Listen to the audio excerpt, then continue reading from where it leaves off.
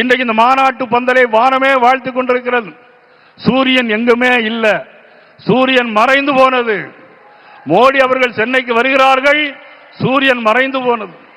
தேசிய ஜனநாயக கூட்டம் இங்கே நடைபெறுகிறது, சூரியன் இல்லவே இல்லை. இந்த இயக்கம் மாபெரும் இயக்கம். ஜனசங்கம் காலத்தில் ஆரம்பிக்கப்பட்ட பாரதிய ஜனதா கட்சி. இருந்தாலும் மறைந்தாலும் பெயர் சொல்ல வேண்டும், இவர் போல யார் என்று ஊர் சொல்ல வேண்டும் என்று வாழ்ந்து மறைந்த ஒப்பற்ற தலைவர் புரட்சி தலைவர் எம்ஜிஆர் உருவாக்கிய இயக்கம் அண்ணா திமுக. கூட்டாளிகளின் பாட்டாளிகளில் ஒருவராக இன்று நம்மோடு.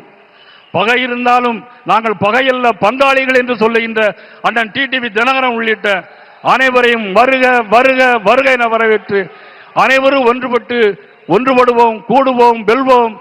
ஒருவேளை நிச்சயமாக ஆட்சி மாற்றம் உறுதி, ஆட்சி மாற்றம் உறுதி 100க்கு 100.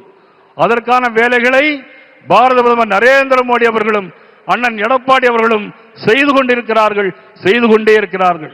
நாம் என்ன செய்ய வேண்டும்?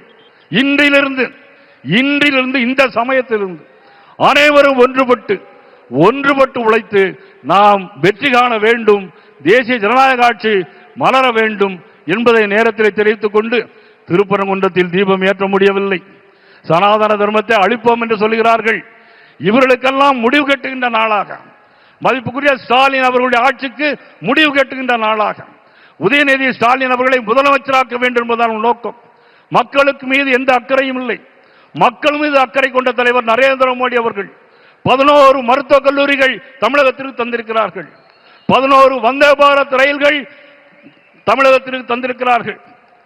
இந்த 11 ஆண்டு காலத்தில் 14 லட்சம் கோடி ரூபாய் தமிழகத்திற்கு தந்த மாபெரும் தலைவர் நரேந்திர மோடி அவர்களுடைய புகழ் ஓங்குக ஓங்குக என்று சொல்லி அனைவருக்கும் நன்றி கூறி விடைபெறுகிறேன். நன்றி, வணக்கம்.